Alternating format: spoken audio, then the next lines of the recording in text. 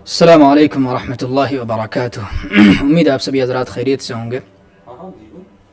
ٹھیک ہے، آج کا سبق ہم شروع کرتے ہیں رحمۃ اللہ الواسعہ شرح حجۃ اللہ البالغہ کے صفحہ نمبر 375۔ ہاں ٹھیک ہے، 375، ایک منٹ، 355۔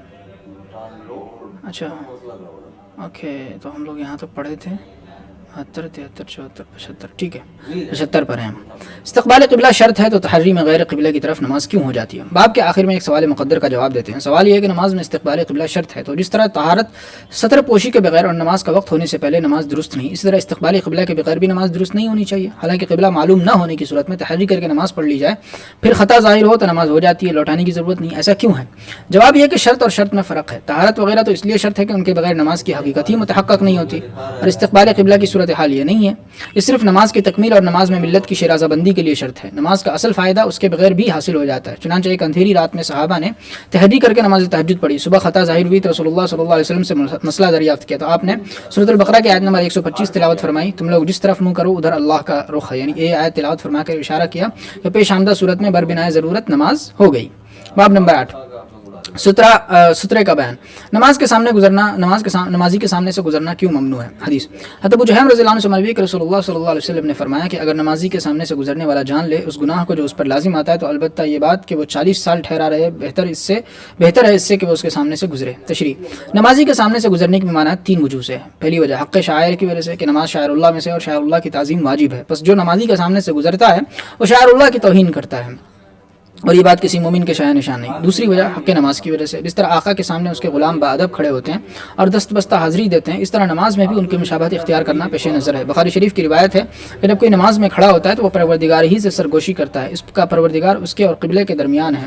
اس کے بعد قبلے کی طرف تھوکنے کی ممانعت کا تذکرہ ہے۔ پس نماز کی تعظیم میں سے یہ بات ہے کہ کوئی نمازی کے سامنے سے نہ گزرے، کیونکہ آقا اور اس کے سامنے کھڑے ہوئے غلاموں کے بیچ میں سے گزرنا بڑی بے ادبی کی بات ہے۔ تیسری وجہ حق نمازی کی وجہ سے، نمازی کے سامنے سے گزرنے کی وجہ سے کبھی نمازی کا دل پراگندہ ہو جاتا ہے اور اس کا نماز کا سارا لطف ختم ہو جاتا ہے، اور اسی وجہ سے نمازی کو یہ حق دیا گیا ہے کہ گزرنے والے سے لڑے۔ متفق علیہ روایت ہے کہ جب کوئی کسی چیز کا سترہ بنا کر نماز پڑھ رہا ہو پھر کوئی سامنے سے گزرنا چاہے تو اس کو دفع کرے، پس اگر وہ نہ مانے تو اس سے لڑے، کیونکہ وہ شیطان ہے۔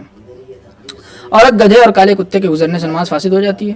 حدیث حضرت ابو ہریرہ رضی اللہ عنہ سے مروی کہ رسول اللہ صلی اللہ علیہ وسلم نے فرمایا کہ نماز کو عورت گدھا اور کالا کتا کاٹتا ہے۔ تشریح: حدیث کا مدعا ہے کہ نماز کی صحت کے لیے نماز کی جگہ کا عورت گدھے اور کتے سے خالی ہونا شرط ہے، اگر ان میں سے کوئی آس پاس ہوگا تو نماز نہیں ہوگی، اور اس کی وجہ ہے کہ نماز سے مقصود اللہ پاک کے ساتھ سرگوشی اور رب العالمین کے روبرو حاضری ہے، اور عورت گدھا اور کتا اس مقصد میں خلل انداز ہوتے ہیں، اس لیے نماز فاسد ہو جاتی ہے۔ عورت تو اس لیے کہ عورتوں سے اختلاط ان کی نزدیکی اور ان کی مصاحبت میں احتمال ہے کہ توجہ اصل مقصد سے ہٹ جائے، اور کتا شیطان اس وجہ سے ہے کہ جس کا تذکرہ تطہیر النجاسات کے عنوان کے تحت آ چکا ہے کہ وہ دھتکارا ہوا جانور ہے اور فرشتے اس سے نفرت کرتے ہیں اور اس کے پالنے کی ممانعت ہے۔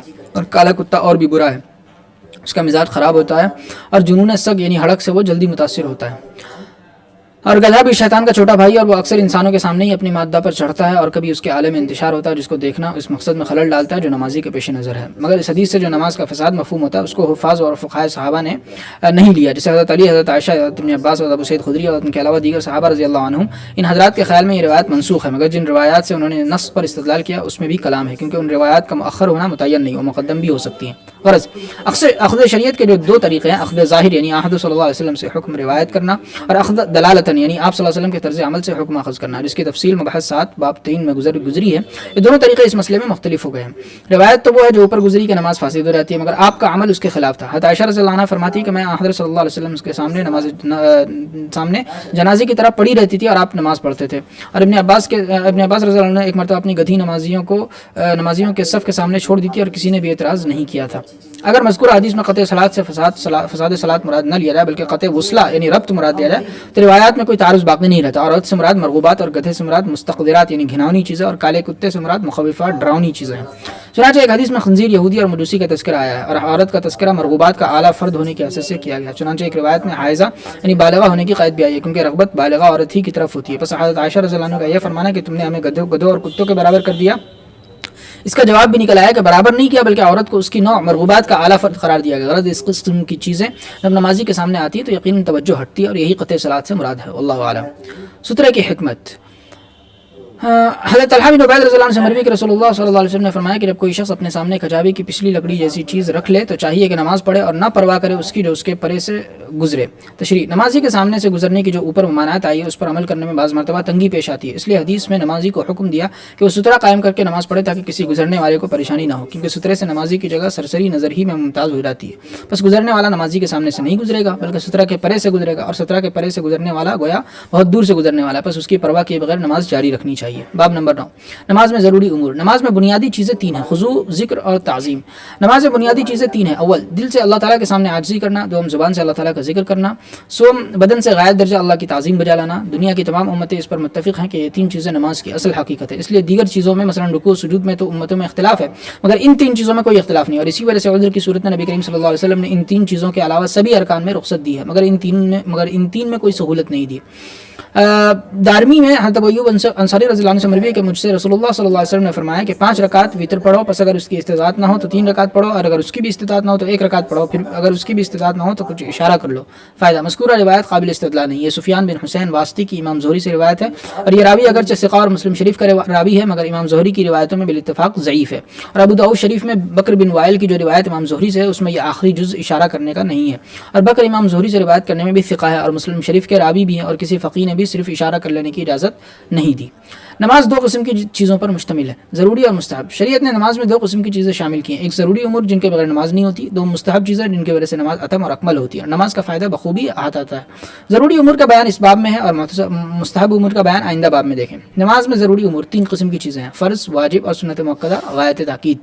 فرض وہ ہے کہ اگر ان میں سے کوئی چھوٹ جائے، خامدن چھوٹ جائے یا بھول سے، تو نماز باطل ہو جاتی ہے اور اس کا دوبارہ اعادہ ضروری ہوتا ہے، جیسے رکوع سجود وغیرہ۔ اور واجب وہ امور ہے جن کے چھوڑنے سے نماز میں نقص پیدا ہوتا ہے، پھر اگر بھول سے چھوٹ جائے تو سجدہ سہو سے اس کی تلافی ہو جائے گی، اور اگر بالقصد چھوڑ دیا تو سجدہ سہو سے اس کی تلافی نہ ہوگی بلکہ وقت میں اس کا اعادہ واجب ہے، اور وقت نکل جانے کے بعد اعادہ مستحب ہے، جیسے سورہ فاتحہ پڑھنا اور سورہ ملانا احناف کے نزدیک۔ اور سنت مؤکدہ غایت تاکید وہ امور ہیں جن کے ترک پر سخت وعید آئی ہے مگر اس سے نماز میں کمی واقع ہونے کا یقین نہیں کیا جا سکتا، جیسے تعدیل ارکان احناف کے قول پر۔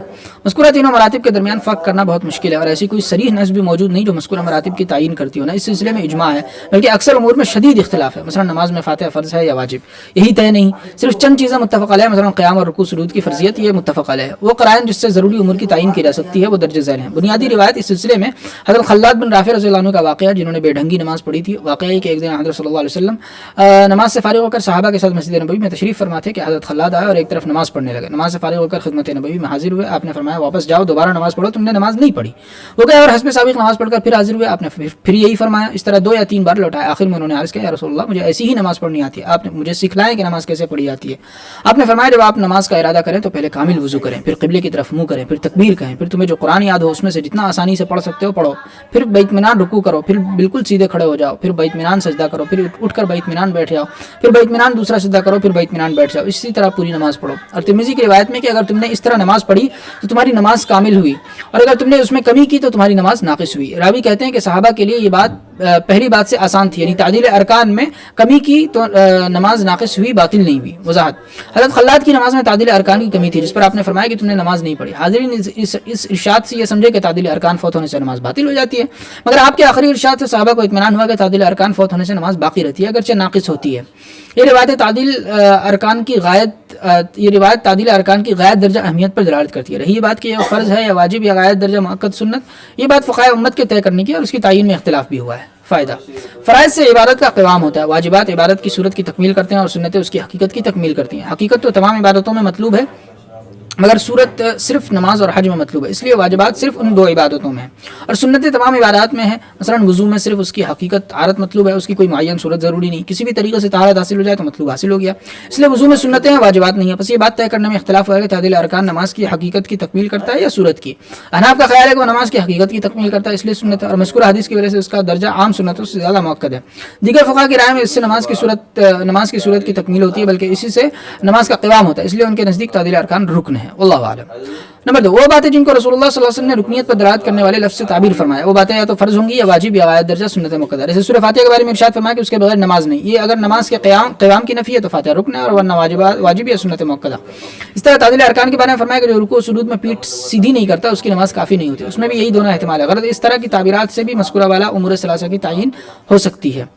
नंबर 3, जुज बोलकर कुल मुराद लेना जुबानों का आम कायदा, मगर हर जुज से कुल मुराद नहीं लेते बल्कि अहम जुज ही से कुल मुराद लेते हैं। मसलन जान से ख़त्म करने के लिए कहेंगे कि गर्दन उड़ा दूंगा, मगर ये नहीं कहेंगे कि नाखून तोड़ दूंगा। बस नुसूस में नमाज के जिन अज्जा को बोलकर पूरी नमाज मुराद ली गई है वो इतलाक भी उन अज्जा की अहमियत पर दलालत करता है। बस इससे भी मज़कूरा उमूर की तायीन की जा सकती है। जैसे तरावी के बारे में इरशाद है कि जो रमज़ान में खड़ा हुआ और सूरत बकरा आयत नंबर 238 में इरशाद पाक है खड़े हुआ करो अल्लाह के सामने आजिज़ बने हुए। इनमें लफ्ज़ क़याम बोलकर पूरी नमाज मुराद ली गई। या तहियतुल मस्जिद को लफ्ज़ रुकू से ताबीर किया गया। और सूरत बकरा आयत नंबर 43 में भी नमाज को लफ्ज़ रुकू से ताबीर किया गया। सूरह क़ाफ आयत नंबर 40 में नमाज को सिद्धे से ताबीर किया गया। सूरह बनी इसराइल आयत नंबर 78 में नमाज फजर का तज़किरा क़िराअत के लफ्ज़ से किया गया। ये सब ताबीरात इन अज्जा की गायत दर्जा अहमियत पर दलालत करती हैं। नंबर 4, वो ताबीरात जो इस बात की आगाही देती हैं, इस बात का पता देती हैं कि उसके बगैर चारा ही नहीं। ऐसी ताबीरात से भी उम्र सलासा की तायीन हो सकती है। जैसे हस्र के साथ फरमाया कि नमाज का तहरीमा तकबीर ही है और नमाज से निकलने का तरीका तस्लीम ही है। और क़ादा आखिरा के बारे में बताया कि हर 2 रकात पर क़ादा है, जब तूने ये क़ादा किया तो तेरी नमाज मुकम्मल हो गई। नंबर 5, वो बातें जो मज़कूरा 4 बातों की तरह है, बस उनको क़यासन वाजिब या सुन्नत मुअक्कदा करार दिया गया। नंबर 6, वो बातें जिनकी अहमियत पर उम्मत का इजमा है और वो बातें लोगों में मुतवारिस चली आ रही हैं और लोग उनको छोड़ने के रवादार नहीं। ये बात भी उनकी अहमियत पर दलालत करती है।